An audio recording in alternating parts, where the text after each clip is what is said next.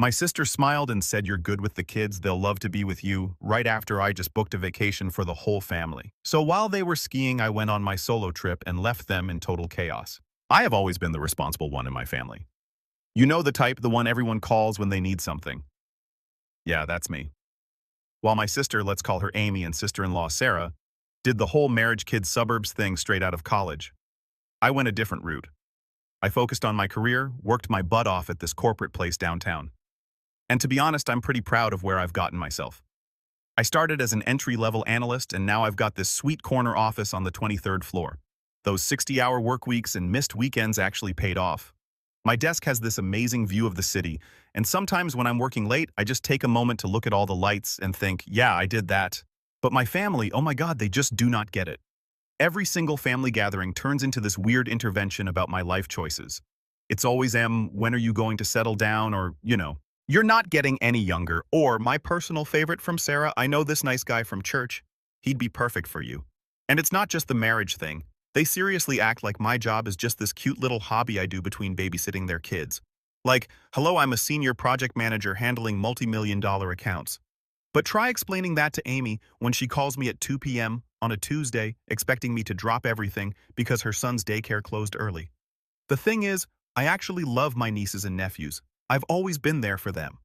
Birthday parties, I'm the cool aunt bringing the best presents. School plays, front row taking videos, sick days when their parents have important meetings.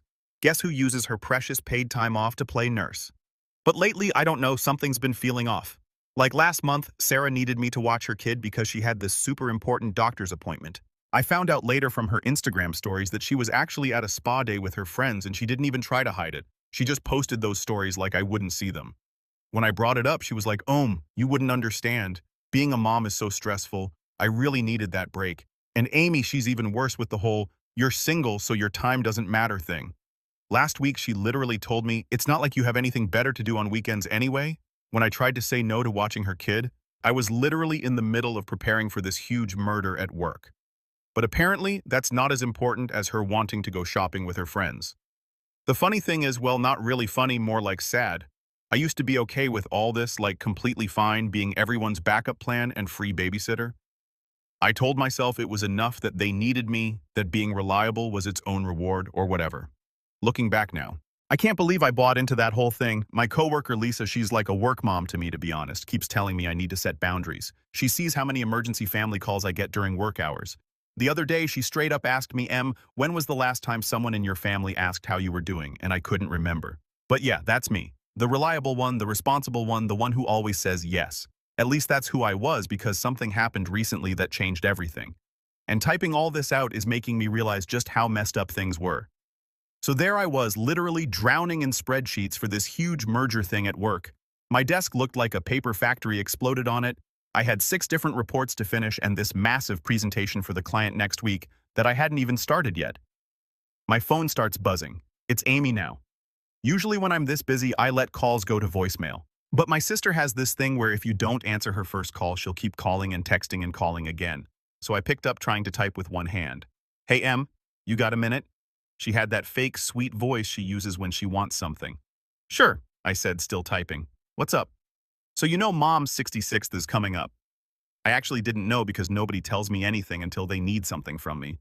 But I just mumbled, while trying to fix this formula that was messing up my entire spreadsheet. Well, we're planning something really special. Amy was practically squealing at this point, but we need everyone to chip in. She didn't tell me what this special thing was, but I was barely paying attention because this stupid Excel formula was still giving me grief. How much I asked finally getting the formula to work. When she told me the amount, I literally choked on my coffee. Like full-on sputtering coffee all over my keyboard. Kind of choking. We're talking about more money than I spent on my entire last vacation. That's a lot. Oh, come on, it's for Mom. And you're the only one of us with a real career. The rest of us have families to support. There it was. The guilt trip. The you're single, so you must be rolling in money assumption. Like my rent in the city isn't triple what they pay for their suburban mortgages. Fine, I said, already pulling up my banking app. I'll transfer it now. You're the best, Amy chirped. Oh, and clear your schedule for that week. Don't plan anything else. I was in the middle of saying, wait, what week exactly? when she hung up. Classic Amy move. Over the next few weeks, she kept calling with these weird updates that weren't actually updates. I'm just checking you got those days off. Yep. Still need to talk to my boss about it. What dates exactly? Oh, you know that week. Gotta go. Or I'm just wanted to make sure you're not planning anything else for you still haven't told me the dates. Don't worry about it. It's all handled. Oh, Sarah wants to know if you can watch my nephew tomorrow. It got to the point where even my coworkers noticed something was up. I was getting 5 to 6 calls a day from either Amy or Sarah, all being super vague about these plans. My work friend Tom was like, "Your phone rings more than our customer service line." During a meeting where Amy called 3 times, I tried asking Mom about it, but she immediately got weird. "Hey Mom, what's this thing Amy's planning?" I asked. She froze for a second, then started fumbling with the dish towel in her hands. "Oh, well, I promise not to say anything, but I'm literally helping pay for it." Mom gave me this nervous little laugh. "You'll find out soon enough, sweetie. Just trust me, it's a good thing." Then in a complete subject change, she added, "Oh, did Sarah tell you about that nice young man from her church? Even my cousin Kate was acting weird. You're coming to the thing, right?" She asked casually when we bumped into each other. "What thing?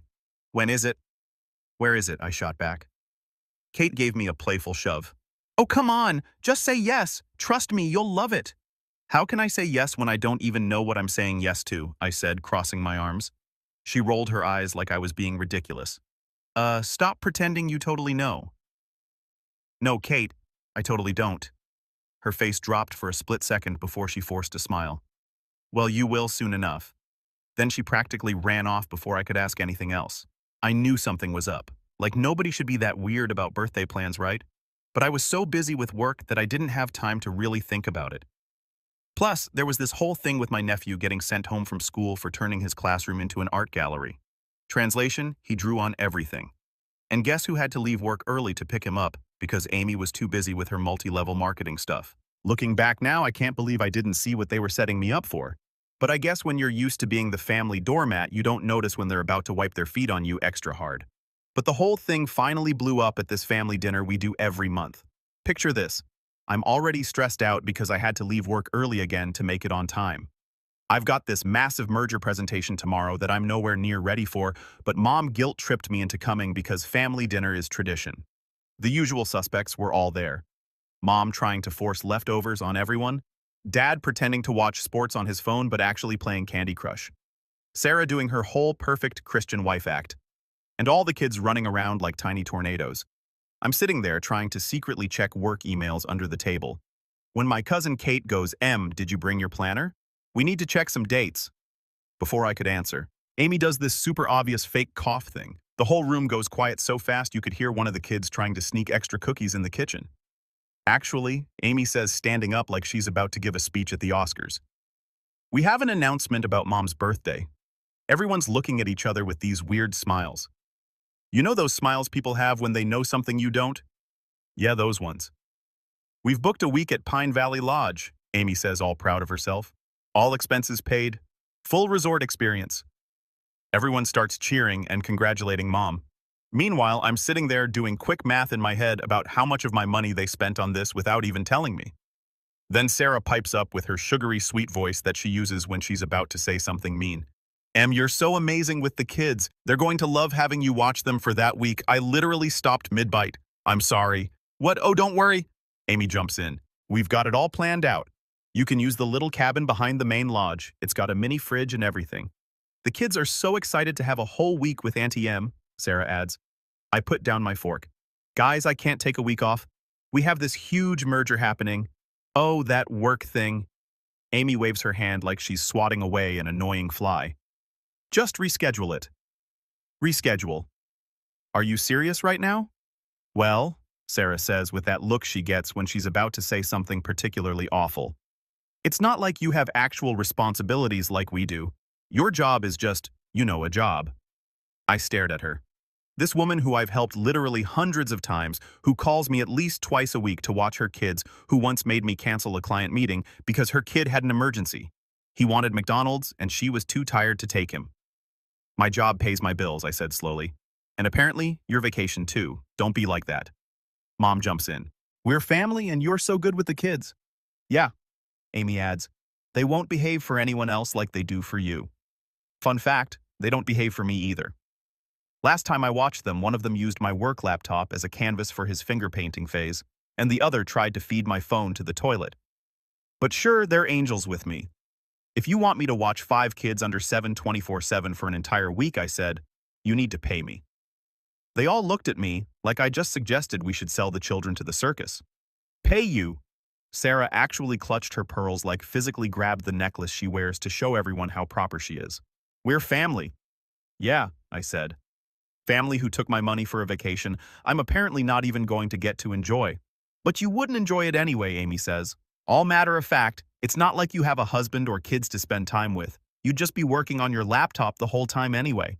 That's when Aunt Lisa, who had been quietly watching this whole disaster unfold, finally spoke up. Do you guys even hear yourselves right now? Em has a career, a successful one. You can't just expect her to drop everything because you don't want to pay for childcare. But she loves watching the kids, Sarah protested. I love my nieces and nephews, I corrected her. That doesn't mean I want to be their unpaid nanny while you all go skiing. Well, I think you're being very selfish, Mom said in that quiet voice she uses when she's really mad. After everything we've done for you, everything you've done for me. I couldn't help laughing. Like what exactly? Taking my money. Volunteering me for things without asking. Making me feel bad about my life choices. The room got real quiet. I think they didn't expect me to say no at all. It was actually my first time rejecting what they asked, but I just sat there for a minute staring at them like they'd all lost their minds. The absolute audacity of these people, expecting me to give up a week of my life to watch their kids while they went on vacation with my money. I could feel my face getting hot. You know that feeling when you're so mad you might actually explode? Okay, I said, trying to sound reasonable. I pulled out my work laptop. Let's talk actual numbers here. You want me to watch 5 kids under 7 24/7 for an entire week? The going rate for a nanny in this area is $25 per hour for 1 kid, plus $5 for each additional kid. That's $45 per hour for 24 hours, 7 days. I did the math quickly. That's about $7,560 along with the money I already paid for the trip. You would have thought I suggested selling their children on eBay. Sarah actually gasped. Amy started laughing like I told the funniest joke ever. Mom just kept shaking her head with that disappointed look she's perfected over the years. We're not paying you to spend time with your own nieces and nephews, Amy said, still laughing. That's ridiculous. So you admit it's a job. I said a job you don't want to pay for. It's not a job when it's family, Sarah insisted. We watched each other's kids all the time growing up. Yeah, for a few hours after school, I said. Not for a whole week while everyone else goes on vacation. I don't understand why you're being so difficult about this. Mom sighed. You're not even doing anything that week anyway except leading a massive merger project. Oh, please, Sarah scoffed. It's not like you're saving lives or anything.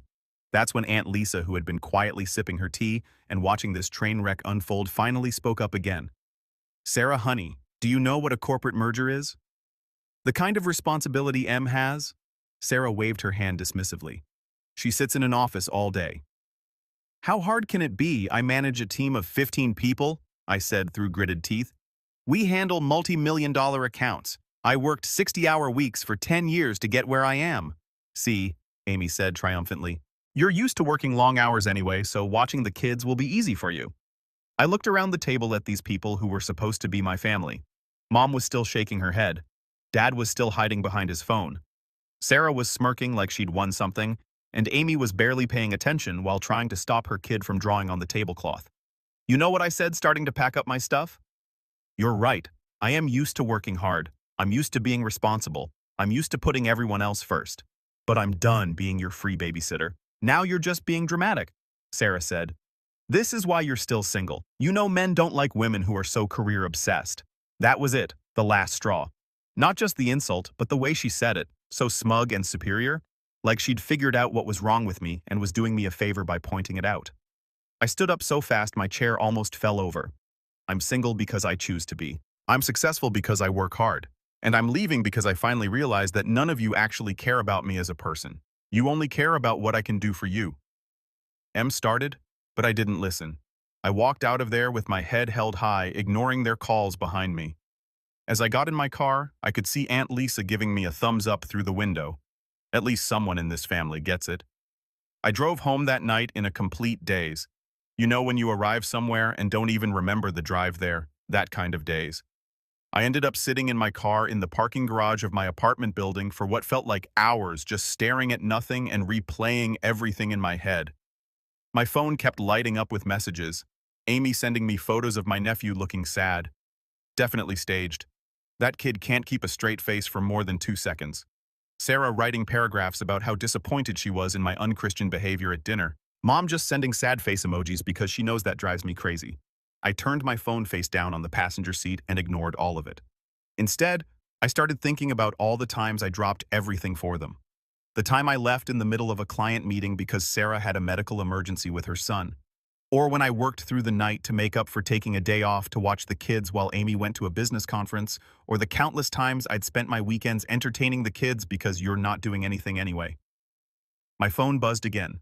This time it was Aunt Lisa. "You okay, kiddo? That was rough in there, but I'm proud of you for standing up for yourself.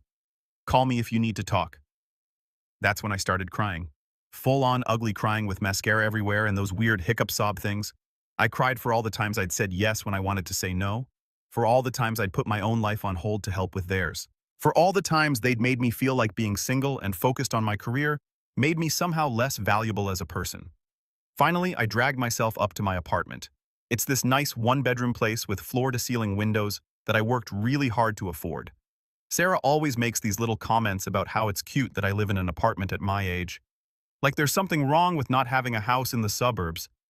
But I love it here. It's mine. I earned it. I walked in and just stood there looking at my life, my space, the desk where I've pulled countless late nights, building my career, the bookshelf full of novels I actually have time to read, because I'm not constantly running after kids. And suddenly this crazy idea hit me. Well, crazy for me. Probably normal for anyone who actually has healthy boundaries with their family. I opened my laptop and started Googling first flight prices, then hotels, then actual vacation packages. My hands were shaking as I typed. You see, I had this chunk of savings set aside. I always called it my emergency fund. But let's be real. It was my family emergency fund, the money I kept available for when they inevitably needed something.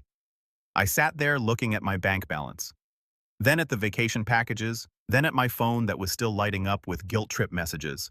A week in Spain, beautiful hotels, historic sites, art museums, food tours, everything I'd always wanted to do but never did because someone always needed something more important. The cursor hovered over the book now button. My phone buzzed again. Another message from Sarah. "The kids are crying because their favorite aunt is being selfish. I hope you're happy with yourself." I think they thought I was joking. I clicked the button, entered my card details, clicked, confirm, booked the whole thing.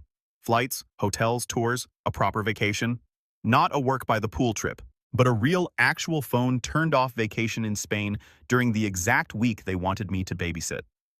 My hands were still shaking when I finished, but now it was from excitement rather than anxiety. I hadn't felt this light, this free in years, maybe ever. Then I did something even crazier. I opened up my work email and wrote to my boss about taking 2 weeks off instead of 1. "I've realized I haven't taken a proper vacation in 3 years," I wrote. "I need this time to recharge before the merger." She replied almost immediately. "Finally, I've been trying to get you to take a real break for ages. Approved. Don't you dare check your emails while you're gone." My phone was still buzzing. I turned it off completely and went to stand by my window looking out at the city lights. For the first time in forever, I felt like I could breathe properly, like I was finally choosing myself instead of constantly choosing everyone else. I never mentioned Spain to anyone. And for days. They went completely silent, probably too busy packing, but as the departure date got closer, they suddenly started checking in on me again. I saw every message and left them all on read. A day before their trip, they were getting intense. I sat there for like an hour, just staring at my phone, watching all their messages roll in. They were getting nastier by the minute. All that typical guilt trip stuff about how I was tearing the family apart, and how could I be so selfish and blah blah blah. I decided to end this whole thing once and for all. I opened up my email, the fancy one I use for work, just to show them I meant business, and sent this to our entire family group. "I'm aware that you've all planned a vacation without me, and planned on using me to babysit. That will not be happening. I'm not included, and I'm not yours to use. This is not up for discussion. Bon voyage, you guys." The chaos that followed. My phone literally wouldn't stop buzzing. I had to put it on airplane mode because it was about to explode. First came the shock messages. Amy sent like 15 texts in a row. All just, and what do you mean? Like somehow my email wasn't clear enough. Sarah went straight for the emotional manipulation. The kids are crying. They were so excited to spend time with their aunt. How could you disappoint them like this? Sure, Sarah. Your 3-year-old who can't even read totally saw my email and started crying. Then came Mom's signature move. The single sad face emoji followed by, "You ruined everything. I raised you better than this." Did you though, Mom? Did you? Dad actually called me. He never calls. Left this awkward voicemail like, "Hey, sweetie, your mother is very upset. Maybe we can, talk about this." Classic dad trying to fix things but having no idea how. But my personal favorite was from Sarah's husband, who literally never gets involved in family drama. "Hey, Em, Sarah's really upset. She already told her boss she's taking that week off. Can't you just help us out? We really need this vacation." "Yeah, buddy. And I really need to not be your free childcare service." The best part while all this was happening, I was getting email confirmations for my Spain bookings. Every time a New Year reservation is confirmed, email popped up. I felt a little lighter. I booked this amazing food tour in Barcelona, a walking tour of Madrid, even signed up for a beginner Spanish class. Figured I should at least learn how to order coffee without embarrassing myself. Then came the angry phase. Sarah started posting these super obvious passive-aggressive Facebook statuses about people who don't understand family values and selfish attitudes in today's society. Amy went on this long Instagram rant about toxic people who abandon children. Apparently not watching someone's kids for free while they go on vacation now counts as abandonment. Who knew? My cousin Kate, who usually stays out of drama, actually messaged me. "Hey, saw your email. That was kind of harsh, don't you think?" I replied with a screenshot of all the times she's asked me to babysit in the last month. She left me on red. Aunt Lisa, absolute queen that she is, just sent me. "Good for you. Want me to teach you some Spanish swear words before your trip?" The family group chat was literally on fire. I've muted it, but occasionally peek in just to watch the drama unfold. Meanwhile, I was sitting here on my couch drinking my fancy coffee that I can afford because I have a real job booking spa treatments for my Spain trip and feeling weirdly peaceful about the whole thing. At that moment, the only thing that was bothering me was that I felt they were probably going to try showing up at my apartment for this intervention Amy was planning. I thought of crashing at a friend's place for a few days or putting a sign on my door that says, "Gone to Spain. Don't wait up." But it was too late. They actually showed up at my apartment the next day. All of them Mom, Dad, Amy, Sarah, plus a few other relatives who apparently had nothing better to do on a Thursday evening than participate in this circus. Thank God the kids weren't with them. Probably the only smart decision they made that day. I was in the middle of packing for Spain, bought this cute new suitcase and everything when I heard them in the hallway. Sarah's voice carries like a foghorn when she's mad, so I knew it was them before they even knocked. I didn't answer at first, but they wouldn't leave. Just kept knocking and calling my name. My neighbors were definitely getting a show. Finally, I opened the door because I figured it was better than having them stand out there yelling all night. They all pushed their way in like they owned the place. Mom immediately started crying, of course. Dad looked uncomfortable as usual. And Sarah, oh boy. Sarah had this look on her face like she was about to start preaching. "We've been talking," Sarah said in her, "I'm about to say something terrible, but pretend it's coming from a place of love voice and we're really worried about your mental state." I actually laughed. My mental state is fine. Better than ever, actually. "You abandoned your family," Amy chimed in. "You're refusing to help with the children. That's not normal behavior. Not being your free babysitter is an abandonment." I said, "The kids have parents. Multiple parents, all of whom are choosing to go on vacation instead of watching their own children." That's when Sarah dropped the bomb. "If you keep acting like this, refusing to help with the kids, we might have to call CPS." I literally froze. "What?" Well, Sarah said with this fake concerned look, "If you're having some kind of breakdown and it's affecting the children, are you seriously threatening to call CPS because I won't babysit for free while you go on vacation?" "We're worried about your relationship with the kids," Amy added. "Your sudden refusal to see them." "I haven't refused to see them," I said. "I've refused to be your unpaid nanny." Mom was full on sobbing now. "We just want to help you. Help me." I couldn't believe what I was hearing by threatening to call CPS for what exactly? Not providing free childcare. "You've been acting erratic," Sarah insisted, booking sudden trips, sending aggressive emails. "An adult booking a vacation and setting boundaries is not erratic behavior," I said. "And you know what? Go ahead, call CPS. Explain to them how you're reporting your sister because she won't watch your kids for free while you go skiing. See how that goes. Sarah pulled out her phone like she was actually going to do it. That's when Dad finally spoke up. That's enough, he said, actually raising his voice for once. Sarah put the phone away. You're being ridiculous. No, he cut her off. You're threatening your sister with CPS because she won't provide free childcare. Do you realize how insane that sounds? The room went quiet like you could hear my upstairs neighbor's cat walking around quiet. I want you all to leave, I said. Now, and if any of you ever threaten me with CPS again, I'll go straight to a lawyer. You'd sue your own family. Sarah gasped. Try me. They left eventually, but not before Mom tried one last guilt trip. I just don't understand what we did wrong raising you. And Sarah muttered something about me being unstable. As soon as they were gone, I called Aunt Lisa and told her everything. She was livid. Like I could hear her pacing through the phone. She's apparently called Mom and read her the riot act about letting Sarah make threats like that. I also texted my work friend, who's a lawyer, just in case. She's already offered to write them a cease and desist letter if they try anything stupid. The best part, I'm actually glad they pulled this stunt. Any guilt I had about going to Spain, gone. They showed their true colors and they're ugly as hell. I'm flying to Spain tomorrow. Wish me luck. Final update to my post from 1 month ago that blew up. Link to original post not allowed in this sub, but basically my family tried to force me to babysit 5 kids during their vacation that I helped pay for. I booked a trip to Spain instead. They threatened CPS. Chaos ensued. First off, thank you everyone for the support on my original post. You guys really helped me see I wasn't crazy for standing my ground. So I went to Spain. It was amazing. I turned my phone off the entire time, except to send pics to Aunt Lisa.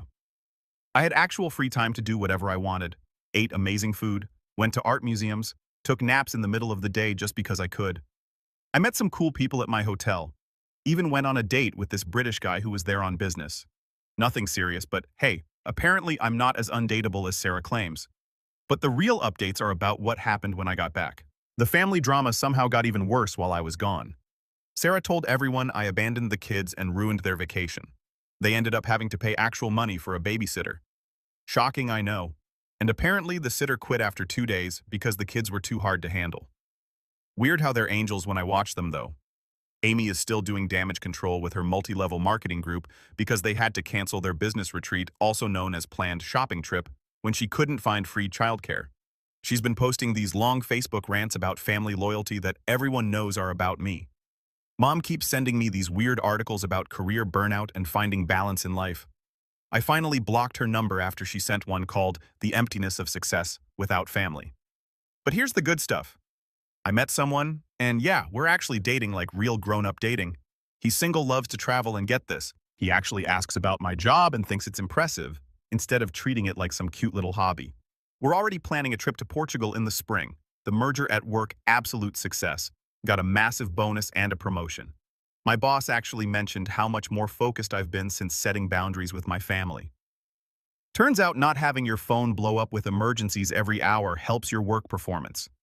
Aunt Lisa and I have gotten super close. We do weekly coffee dates now. She's been sharing some family tea that explains a lot about why my sisters are the way they are. Apparently their perfect marriages aren't so perfect. Shocker. I did end up sending that cease and desist letter through my lawyer friend, after Sarah tried to spread rumors at her church about me being mentally unstable. Haven't heard a peep from her since. The family's still mad, but honestly, I don't care anymore. My life is so much better without the constant guilt trips and demands. I actually have time for hobbies now. Started taking painting classes, redecorated my apartment, adopted a cat. Her name is Paella. Yes, I named her after Spanish food. Don't judge. Last week I got this long email from Dad. First time he's ever reached out on his own.